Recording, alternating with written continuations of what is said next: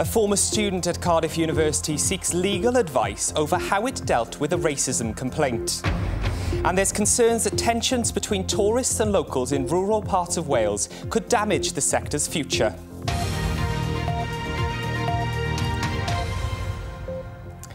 Prynhawn da, good afternoon. A former medical student at Cardiff University is seeking legal advice on how the university dealt with a racism complaint. Natasha Chilambo was one of 8 black students to complain back in 2016 when a fellow student wore blackface in a play. With more on this, here's Seren Jones. This tweet from Cardiff University was meant to be a statement of solidarity, but when she read it, former Cardiff medical student Natasha Chilambo says it's brought back painful memories. What do you mean by these words? Like, do you mean these words? Or is it just a statement that we're doing because something horrific has happened?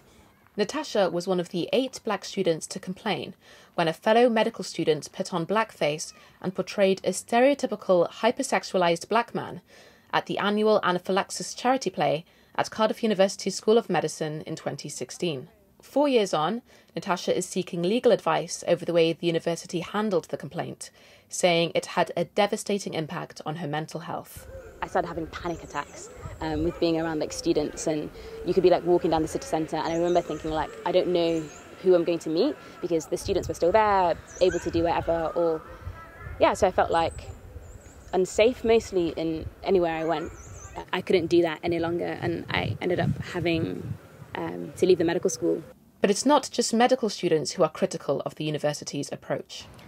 We've spoken to 10 current and former Cardiff University students who say the institution failed to adequately deal with complaints about racism made by fellow students and members of staff.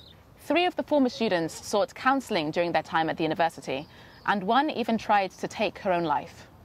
The university said it accepted there were failings in the handling of the 2016 anaphylaxis play. It had taken action to address issues, such as creating a central incident group to ensure a consistent approach to complaints of racism. For Natasha, she says moving on would be the easier option, but she wants to make things better for black students in the future. We have to create a culture that empowers people and supports people when they say these things are wrong, right? Because otherwise it'll just carry on and carry on and carry on. And that's not good enough. Young Conservative members are calling on the party to reform its complaints process because of concerns it isn't clear or transparent enough. Young members have expressed frustration at the way the party has dealt with allegations of inappropriate behaviour against Delyn MP Rob Roberts. A number have told BBC Wales they have raised these concerns as part of a Welsh Conservative internal review. A Conservative Party spokesperson said it takes any complaint very seriously. A disastrous fall in demand for Welsh wool has led to calls for its use to be prioritised in public buildings and government-backed insulation schemes.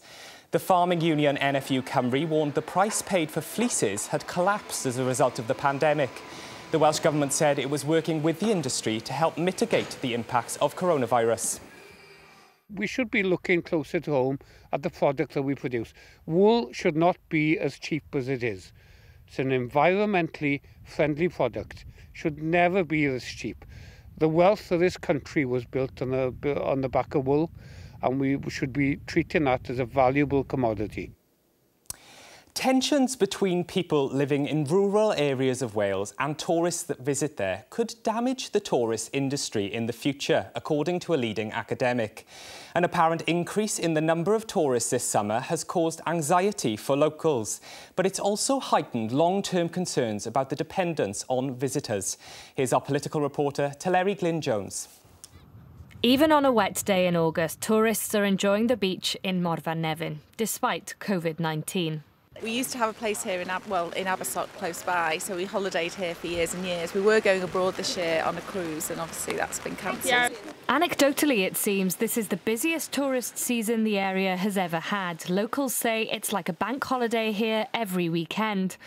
Ivan ap Llyfnwy runs Cwrw Llyn, a brewery down the road in Nefyn. His business is dependent on tourism, but he worries about the impact it's having in the long term. Second homes and stuff.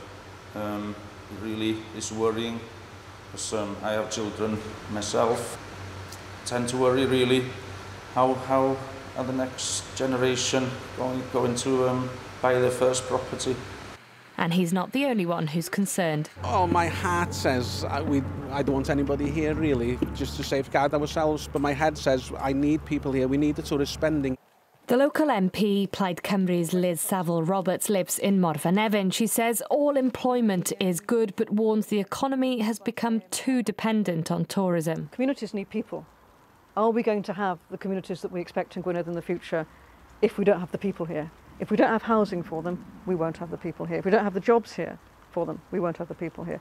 All these things have to be thought of holistically. According to a leading academic at Aberystwyth University, Professor Mike Woods, coronavirus has revealed the vulnerabilities of the rural economy and exposed long-standing tensions.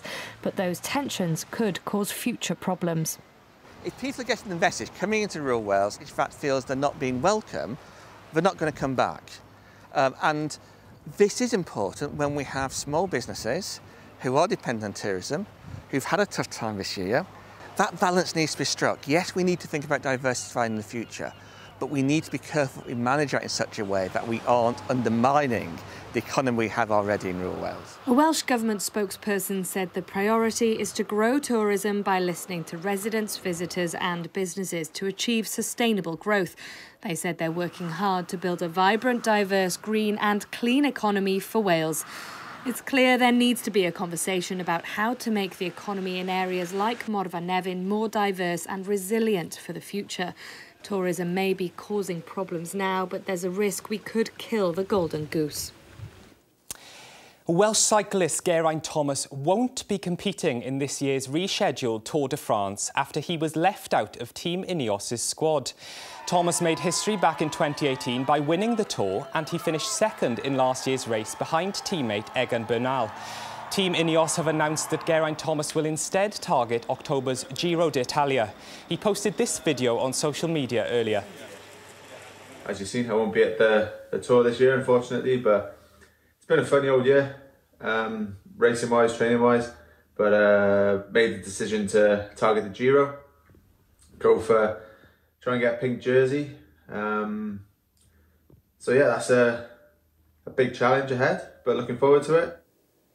Time for a look at the weather forecast now, and Sabrina, it's looking pretty grey out there. Thanks, Jared. Yes, plenty in the way of cloud and rain. In fact, we have seen more than an inch of rain fall in the space of a few hours in some places, and I'm afraid the forecast isn't looking great either. We actually have a storm on the way, Storm Ellen. This will move in from the southwest, bringing in seasonably windy conditions over the next few days. You can see there is a squeeze in those isobars indicating stronger winds, and as a result, the Met Office have issued a couple of weather warnings. The first one will be for western counties, where we could see gusts in excess of 50 miles per hour for inland areas, but closer to 65 miles per hour for exposed coasts and hills. Now, through this afternoon, that rain that we have seen this morning will continue to push northwards, some spells on the heavy side. Then behind that, we'll tend to see a scattering of showers, but I think by the time we get to the latter part of this afternoon, most places should become dry once again, with a few breaks possible in the cloud. Now, this warm front and band of rain has introduced a more humid air mass, so you may notice a difference in how it feels this afternoon,